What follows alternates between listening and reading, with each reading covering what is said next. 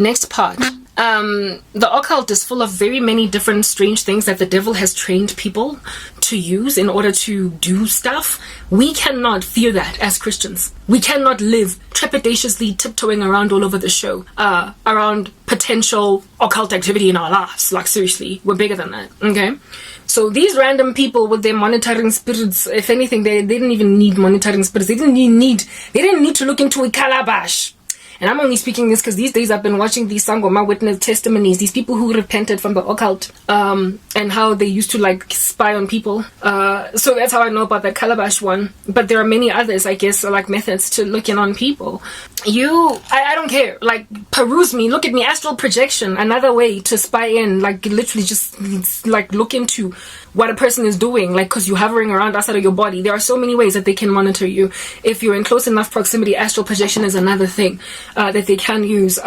You therefore cannot be like so protective of yourself from people hearing your plans and your dreams, lest they should bewitch the living daylights out of them, to a point of not speaking, because then you are disobeying the commandment of God to testify. Hey, by what is this? Confess your sins to one another that you might be healed. You are not going to edify the church. You are not going to speak of your witness. You're also not going to get to celebrate when your prophecy gets proven true. When the word of knowledge that God gave you gets revealed as indeed one that was given by God. You know what I mean? Can't keep running from these randos. These randos gonna keep doing what they do. They're gonna keep doing what they do. You know what I'm saying? Anyway. Alrighty. So, with that biblical veracity, like dwelling in my bones. Hey? Like just chilling in my, like, bones. I refused to keep quiet about what I was thinking and what I was doing. And the devil was trying to make me feel as if though, like, big mouth. Koloma. Koloma as much as you want, sister, and watch them steal from you. I was like, as in me, I'm going Koloma, because God said I overcome you by Koloma ring and by the blood of the Lamb. I'm a Koloma. So I Koloma'd you guys, and I Koloma'd into my YouTube channel. The few Nyana people that subscribed to me, that were following me, were supportive. Hello. But I had to like delete remove comments, silence them, because I was literally having people creating fake accounts, especially not so much on my YouTube channel, but my WordPress account, creating fake accounts just to spit venom at me. And they were monitoring me, watching me, listening to everything I say, and then with everything that I say being spoken, going then back to the drawing board to bewitch that very thing. Like, you know, you could say A and this person would be like, bewitch A. You could say P, Q, and R and this person would be like, bewitch P, Q, and everything I spoke, they bewitched. Everything, including my strategy. I told them that my strategy, I told my audience basically on WordPress and on YouTube that I was trying to gather or garner for myself support of followership to help me conquer the wickedness of corporate South Africa. And in order to minimize the potential, what do they call this? The potential corruption of a high court judge or whatever. I had not yet gone to the high court at this stage. And on top of that, because of my experiences at the CCMA, I knew that people are being bribed and they are accepting these bribes and they are basically destroying my whole future. So before I could even escalate the matter, before I could even, appeal the situation at the High Court, I needed a sufficient enough following. The highest court in the land that I could fight my particular case in would be the Constitutional Court of this country, or the Supreme Court of Appeal, depending on where it is that they decide to listen to me. But my matter was mostly constitutional, really. A lot of my rights were just humiliated. Anyway, I did, if you fail a case at that level, at that height, you can absolutely dream on about starting it again from scratch. It's done, it's closed, it's sealed. On top of that, to even get heard at the Constitutional Court or at the Supreme Court of Appeal, they gotta approve your case first from the High Court. So I knew that even going to the High Court was dangerous without support, because they might decide not to even take up my appeal if I went Constitutional Court. I understood that level of injustice, so I stopped. When what happened to me at CCMA happened, and when I couldn't even get representation at the legal aid board because I had no money, and I passed their means test but they completely ignored me, when I realized that nobody was willing to take up my case pro bono, when I realized that I literally, if at all, I used my pension money to try and fight my case, they would drain my funds, I stopped and I was like, first I'm gonna get a mob. First, I'm going to get a mob, and then once I have a mob, then I will go to the high court. I will go to the labor court, which is a high court in this land.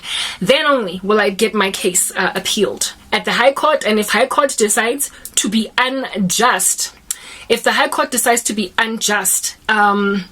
then the mob will force the constitutional court to hear my case because I'm making the news.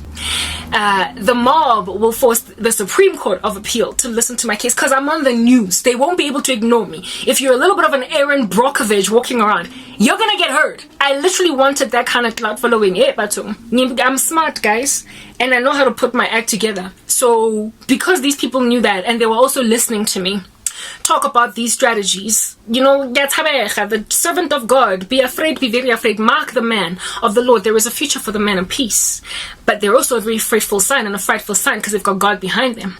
I had God behind me. On top of that, I got these brains, I got all this education, and I got all this like gift of the gap. I'm that girl, like, wait again, give them a law, like steam is coming out of my hair, looking much like the shape of this hairstyle at the present moment.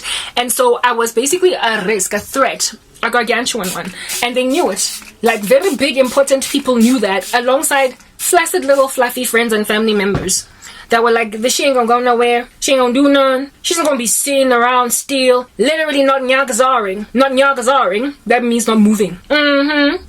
Yes, you guys, yes, intense.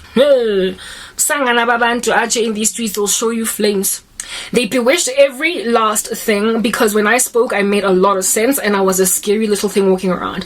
I got humiliated. My whole career got devastated because of a whole bunch of, just a few, miscreants on the job that were competing with me in their own personal capacity. Like, as in, stupid little colleague that is not as good at their job as I am, and they are like, I want Karabo to fall. Got away with murder because of a loftier corruption. My case touched the CEO of the organization. It was big. And so people with petty issues against me rode the wave of that level of collateral damage, and so they got away with it. Like, if at all you had a bone to pick with me, or if you don't want me in the organization, that thing that happened to me was the best thing that happened for you, because you would not have been able to move me or knock me out the way in your own little meager tiny capacity. But because I was fighting such bigger forces, they got to get rid of me.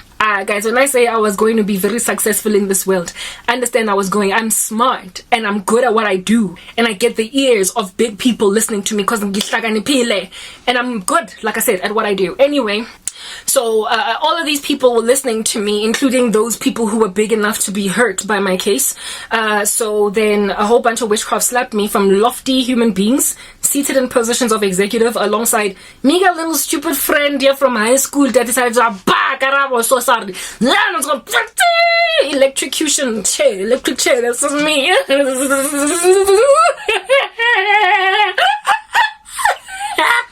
I got put in an electric chair by megawatts of electric power in me from multiple sources of sorcery, and I was like,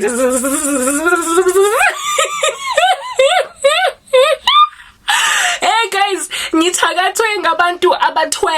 let's go to the next part.